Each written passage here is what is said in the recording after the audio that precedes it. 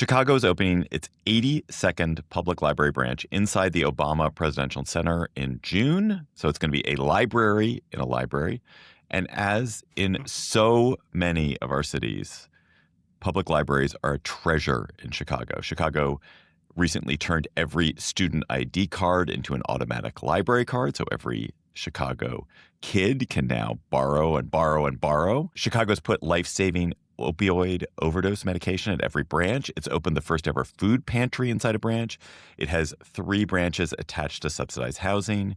And Chicago's libraries loan way more stuff than just books and movies. In short, they are amazing. They're a treasure. They're a gold mine. They are an urban delight of the highest order. And I'm joined by Jacoby Cochran, the senior host of CityCast Chicago, one of the original hosts of the CityCast network, to talk about how your city could be better if it had imaginative libraries like Chicago does. So Jacoby, welcome to Your City Could Be Better. Well, you've hosted it before, so you don't need to be welcome. No, I'm excited to be back on the guest side of things. And I'm so glad you all wanted to talk about libraries. This is quickly become one of my favorite Chicago resources to brag about.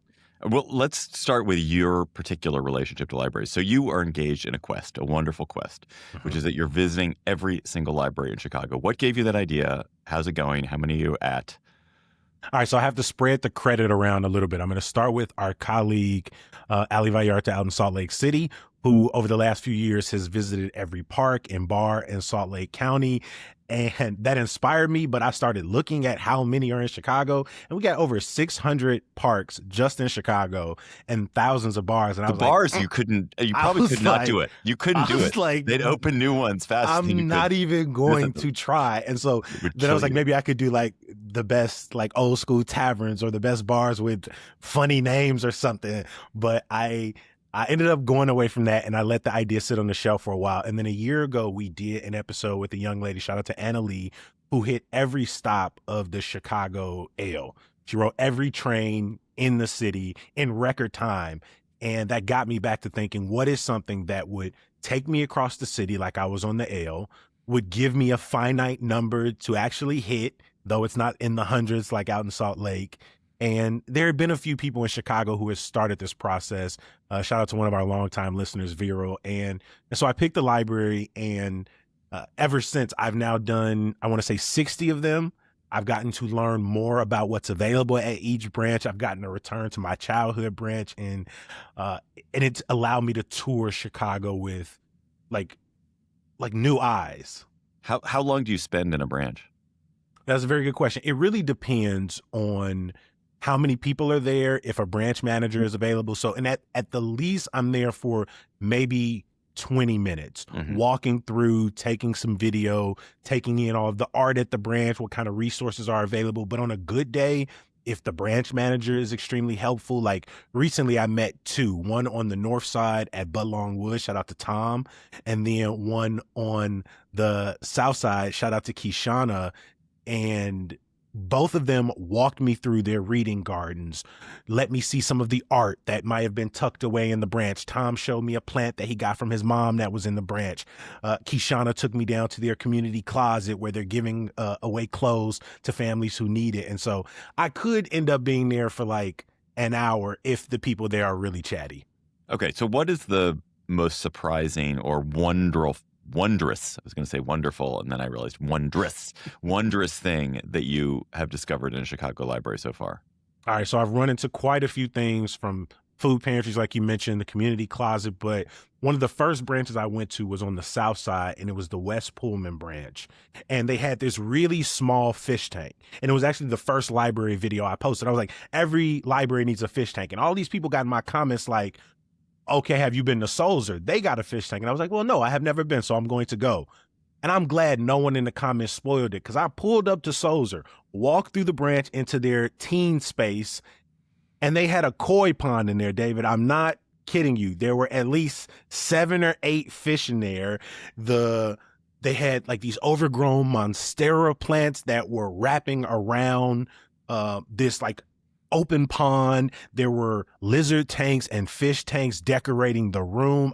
It was the last thing I expected to see walking in. So why do you think we're here to talk about how your city could be better with that. So Mhm. that sounds amazing. It sounds so wonderful. Who doesn't want to see a koi pond? Why is it good for a public library in Chicago Mhm. to have a koi pond and lizards and monstera plants?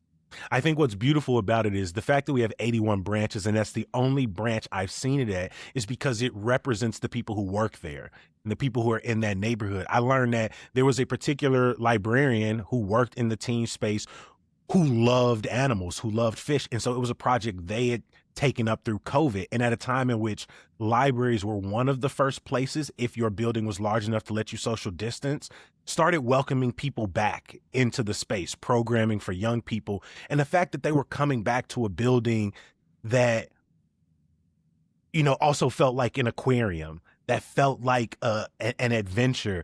I walked around that room and there were 3D printers and there were like 1,000 Dungeons and Dragons figures. Like the space screamed, be here, belong here.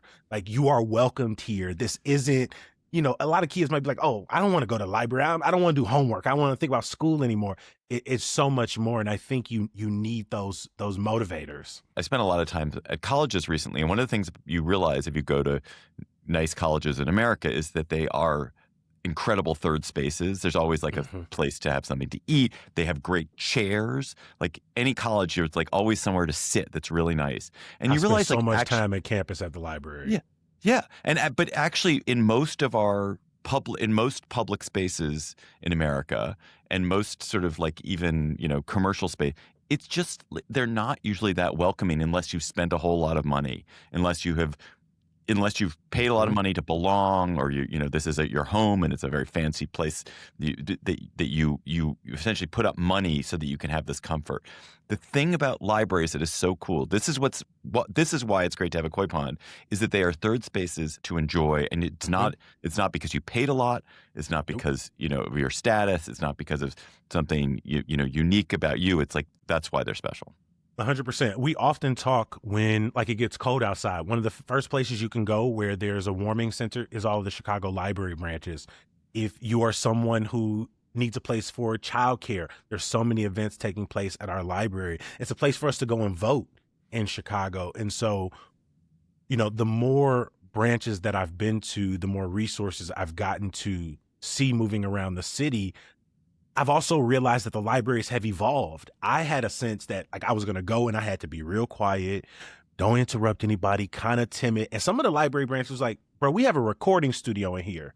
The kids are in here playing video games in the afternoon. It's not a sort of ruler on the top of the hand kind of space as I remember it as a kid. You can be noisy in a library now? Yeah, they got drums, guitars. Like they try to soundproof the room, but no, there's a television in some of our libraries where kids can, oh, you are out of your mind, David. You got to be loud in the library. And I think it encourages them to invest in more multi-level libraries so you can have individual space. There are some where like the children's spaces in the basement, so it doesn't interact with the adult space as much. But there are some smaller branches that have had to make concessions where things are on top of each other. And I agree. Some branch managers have looked me in the face and are like, I don't like what it's become. It's no longer a library.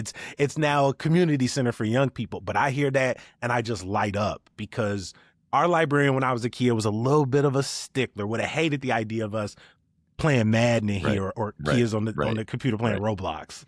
So how did you use libraries as a kid? Would your childhood have been different had you not gone to the library? Mine 100%. definitely would have been. Yeah, one of the first things I can remember is my mom taking each of our siblings to the library on our own. It was one of those places where we were able to have individual time with our mom and we could talk to her about our interests, and she would spend time looking through the books we were interested in. And as we got older, the sites we were like spending online. She really wanted to know us, and the library was an easy place where our interests came to life and she could just listen. And as we got older, we moved down the street from our elementary school. So through 6th and 8th grade, that's when I started walking to school, started riding my bike to school. And my local library branch, Brainerd, was the place that we met up after school. That was our home base that wasn't home. And so it was a place where I learned, outside of I went to the same school, kindergarten through 8th grade for the most part. I had the same 30 kids pretty much my whole life. That's where my Chicago sort of exploded.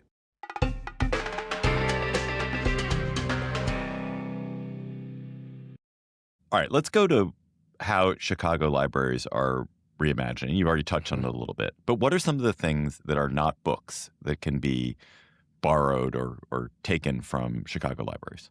I love this. Some of our branches have what's called a library of things. And so I wrote down some of my favorite. You can rent, if it's available, a popcorn machine, a karaoke machine with mics and speakers, one of those bounty hunter treasure detectors on the beach. We got those. We got plenty of binoculars for bird watching. You can get a sous vide wand, a pasta maker, guitars, jumper cables. I just had to help my brother jump his car a couple of weeks ago. And he called me like, where can I get some jumper cables? I was like, the library. A radon detector, sewing machine, cornhole game. Like the list goes on and on. And pots and pans, a cake pan. Like it's no longer just in service of books and physical media. There's also this desire to be a part of people's daily lives. One of the things you mentioned is that Chicago's now turned student IDs into library cards. What's the benefit of that? Next to New York, we have the most branches of a public library system in the country. And so the idea that with one decision, hundreds of thousands of students, regardless of what neighborhood they live in, regardless of their status, aren't having to jump through potentially additional hoops to get a library card. I got one in the last year, and it's not the most difficult thing to do, but at a time where, young people feel, particularly young immigrants feel afraid to go places that aren't home and school, it's nice to know that not only can you come in and use your school ID, but the amount of branches that have know your rights campaign materials, how to spot ICE materials, local Migros Watch and resource groups. We talk about what does it mean to empower young people, give young people access to opportunity. And I think one of the ways you do it is through programs like this, where you just make it easy as possible for them to walk into a building and use a computer, access a tutor, get a popcorn maker, whatever the case may be. Do you know if there are any results of this so far? Do you know if there's been an upsurge in borrowing by kids? Or is it too soon to tell? So this actually was birthed out of a pilot program that launched in 2022. It was only in a few of our neighborhoods. And they said since then, there's been a 63% increase in library access among economically disadvantaged students and 81% amongst English language learners. And so simply by giving students the knowledge that their student ID is going to work this way, more people have felt comfortable coming into the library. Over the last year I've been doing this, the more branches I've gone to, I've seen more young people taking advantage of the computers. I've seen young people in there working on science projects, young people in there writing music, young people for whom English isn't their first language, going through a tutoring session. And I think at a time, especially in Chicago, where you can open up any newspaper and someone's talking about a teen trend, the trends show that teens are interested in what the library has to offer if it's made available, and maybe sometimes a little cool. Library talk. The teen trend is libraries. Yes. Teen trend, libraries. What other Chicago library changes or updates or revelations have you seen that really impressed you and feel important to you? I mean, the food pantry was deeply important. This was at a time in which SNAP benefits were being cut. People were going to have to start making changes to be eligible for SNAP benefits. And so you had a lot of mutual aid in Chicago, but the Greater Chicago Food Depository and some of those networks made it clear we may not be able to handle the influx of food insecure people. And I think that's one thing I've seen from, growing up to now. It feels that the library, individual branch managers, and then at times the city as a whole have said, how can we respond to the issues of the day? I watched in real time them respond to the growing aggression from ICE. I'm watching them respond in real time to food insecurity. And, even the last few years, expanding weekend hours, like how do we make ourselves more available? Is it your sense that in Chicago, the policies and the choice to have a food pantry, the choice to have a koi pond, or the choice to extend hours, that belongs to a branch manager, or is that some leader at the city level who's deciding that? I think it really depends. For example, the program that gives access to all students, that is a partnership between Chicago Public Schools and Chicago Public Library. The koi pond is something an individual can make, an individual branch manager or branch employee can make. But then things like the food pantry, I think these are born out of people in the neighborhood asking for these things, for people inside of the Chicago Public Library system making suggestions. I think seeing the library as a place to experiment with social programming, with new events for young people. How do we provide more classes and programming for our seniors? But it isn't, the fight isn't always smooth. One thing I've learned about, for example, public housing in the city of Chicago that's attached to branches is that the neighborhood didn't always, open up for that. But in the years since those branches have opened up, they've become, for a lot of the branch managers I talk to, they're like, well, yeah, we have housing here now. It's not a thing that is overly focused on, but it's not a thing that people are turning out to oppose. So some of these programs haven't always been welcomed with open arms, but I'm so glad that we're still trying them.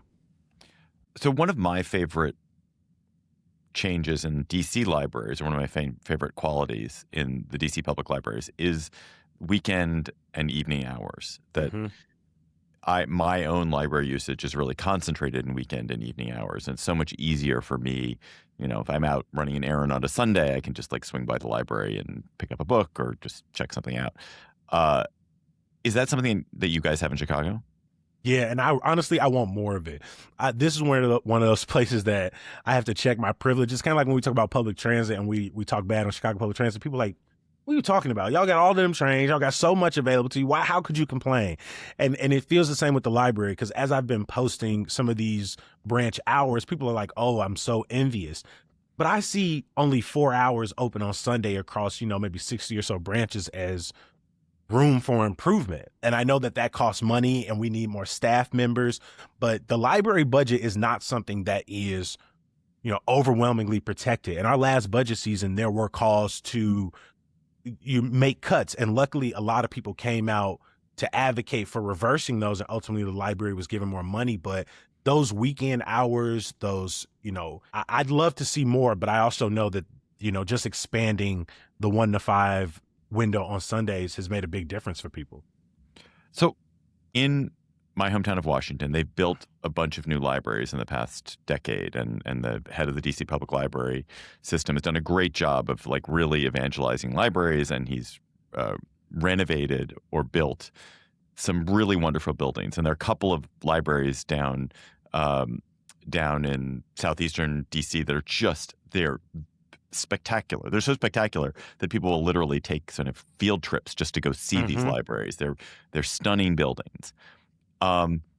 And I think if you asked the people who design those buildings, or maybe the people who commission those buildings, they would say creating a beautiful building, making it architecturally impressive and stunning is a way of making this even more inviting to the public. It's a way of sort of celebrating a public good, and it's going to make it more likely to be used. On the other hand, they're probably more expensive than building boxy buildings. Yeah. So do you think it is important to make libraries physically interesting, beautiful, and awesome, or not? I'll be honest, one of the things that motivated me to start this was I think libraries are aesthetically beautiful. Yeah. Across the city of Chicago. One of the oldest branches is Blackstone at Hyde Park, and I used to live down the street from it. And it is this Athenian temple. It is gorgeous, and it stands out. And I've also visited some branches that have opened in the last 7 years, these glass masterpieces. And the excitement the building gives me to walk in is undeniable. At the same time on this journey, you hear 81 branches and you think, oh, well, Chicago has 77 community areas. That means at least there's one in every one of those community areas. And well, no, 8 of them don't have one. And there are neighborhoods that are still fighting for a permanent location, while some really beautiful buildings are planned in to replace branches in Woodlawn or added in Humboldt Park that would have this subsidized housing component. And so it tears me, because on the one hand, I want to spread the wealth around. If you've got millions of dollars in capital funds that can go to one building, well, how many buildings can we get for that money? But I don't want to shortchange a library.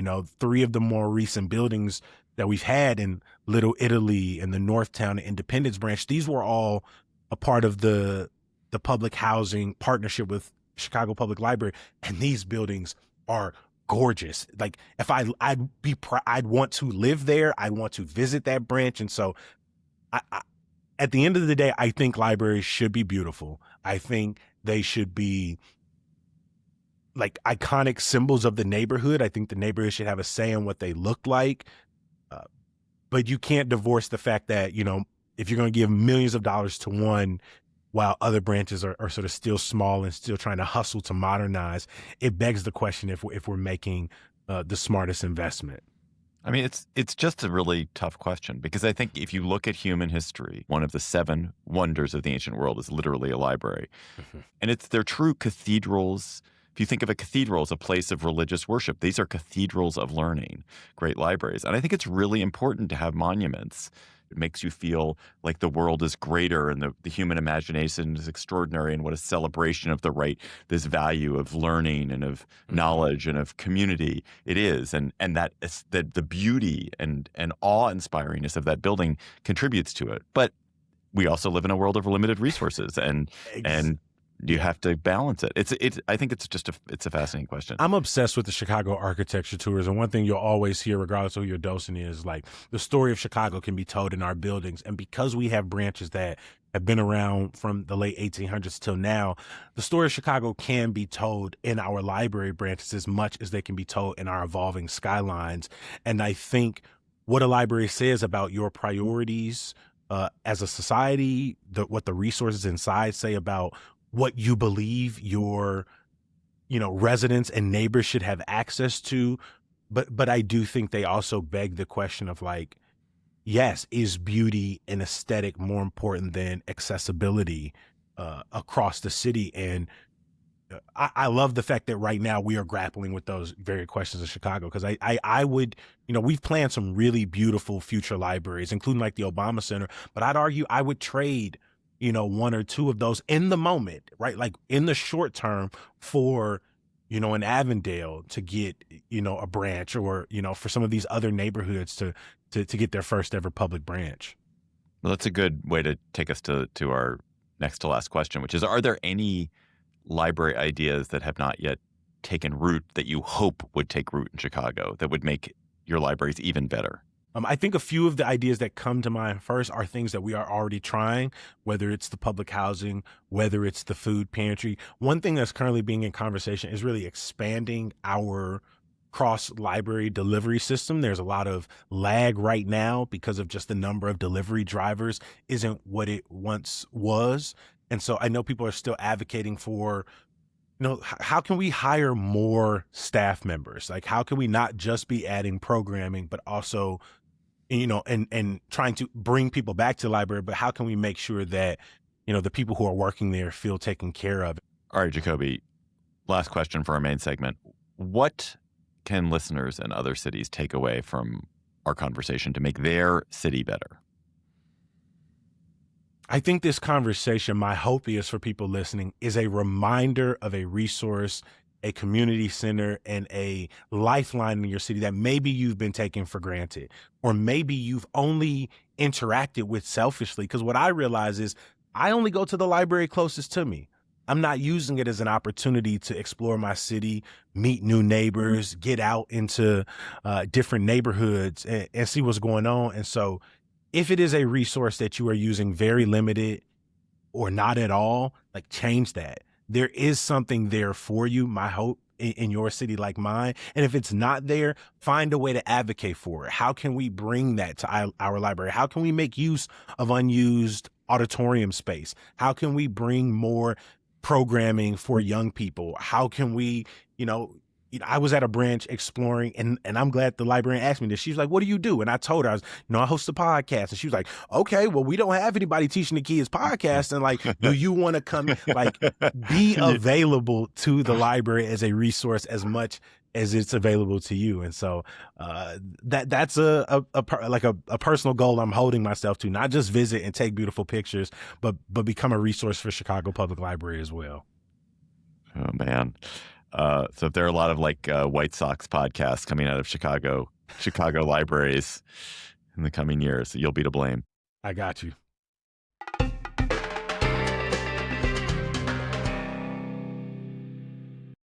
let's go to our word on the street segment, Jacoby, our second segment. Your Chicago Bears. I don't know if they're your Chicago Bears. They are. Yes, they are. They are Okay. mine. They are mine, especially at this moment. They've been mine my whole life, but all right. They've been right now. We're they've doing been pretty okay. damn good. So they are threatening to move to a far suburb of your city, or possibly even all the way over the state line into Hammond, Indiana, which is, I guess, a distant suburb of Chicago in some fashion. In some respects. So the question I have for you is, should a team be allowed to keep the name Chicago Bears if they are not in Chicago? At what point would you stop feeling any loyalty to a Bears team? I was just doing a little Google mapping, and Hammond is not that much further from Indianapolis than it is from northwestern Chicago suburbs. So if you're in a northwestern Chicago suburb and you're trying to get to Hammond, Indiana to go to a game, it's not that much closer than if you lived in Indianapolis, which is the capital of a whole other state. Mm-hmm. And so maybe should they be called the Indiana Bears if they move to Hell no. Because I want to be clear. Hammond is, I could throw a rock from Chicago and hit Hammond. Like, very easily. We share bodies of water. We share streets. People go there for cheap gas, cheap cigarettes, and during this time of the year, cheap fireworks all the time. It's illegal to sell fireworks, like good fireworks, in Chicago and in Illinois. So we in Northwest Indiana all the time. And to be honest, we like to sometimes claim the Jackson 5. I know they're from Gary, but we like to remind people they came up to Chicago and some of their bigger performances took place here and not there. And so I've gone on record in saying this entire process has been headache inducing. And I understand it from all sides. The Bears want to own their stadium. They obviously want to play the leverage game to get as much public money as possible. And so I'm not surprised that we're at this point. Two, I think the team, as long as they are within reasonable distance to the city proper, especially given all the other teams that have moved away across the country, I don't think we should hold ourselves to that bar. Chicago has all of our teams at this moment in the city proper, and we take a lot of pride in that. But I do think if you are a hop, skip, and a jump away from the city, you keep the name. Because at the end of the day, there's 100+ years of history in that name. And so it would take quite some time for Arlington Heights or Hammond to do enough work to be deserving of passing that name over. And so again, on some days, I don't care where they go, because if they go to Hammond, it's 9 minutes from my mom's house. I don't mind making that trip, but I think we get to keep the name as long as we don't move to, Jacksonville down the road, or Austin, Texas, or Sacramento. Like, then obviously, but Hammond, Arlington Heights, the name is still Chicago. The name is still Chicago regardless. I mean, there were those New York teams that played in New Jersey. In fact, may still play. I think the Giants still play in New Jersey. The Giants and the Jets is both in New Jersey. Yeah. I don't pretend to understand the relationship between New York City and New Jersey. I know they got like a little freaky thing going on over there where they love and hate each other at the same time. Chicago doesn't pretend to love Northwest Indiana or pretend to love Arlington Heights. And so we really got beef with both. But I think at this point, a lot of fans will agree the trip to and out of Soldier Field right now as an experience point does need to change. And I wish it would change there, but it doesn't look like it's going to happen. Jacoby Cochran, host of CityCast Chicago, thanks for coming on Your City Could Be Better. You should listen to Jacoby every weekday on CityCast Chicago. 5 years and running. I appreciate you making time for me. That's all for today's episode of Your City Could Be Better. I'm your host, David Plotz. Our producers were Lizzie Goldsmith, Priyanka Tilve, Jacoby Cochran, and Simone Alicea. Our music is by Carl Christensen. If you are enjoying the show, tell your friends, rate the show, leave us a review wherever you get your podcasts. We'll be back next week with another conversation about how your city could be better. Talk to you then, quietly, though, in a library tone of voice.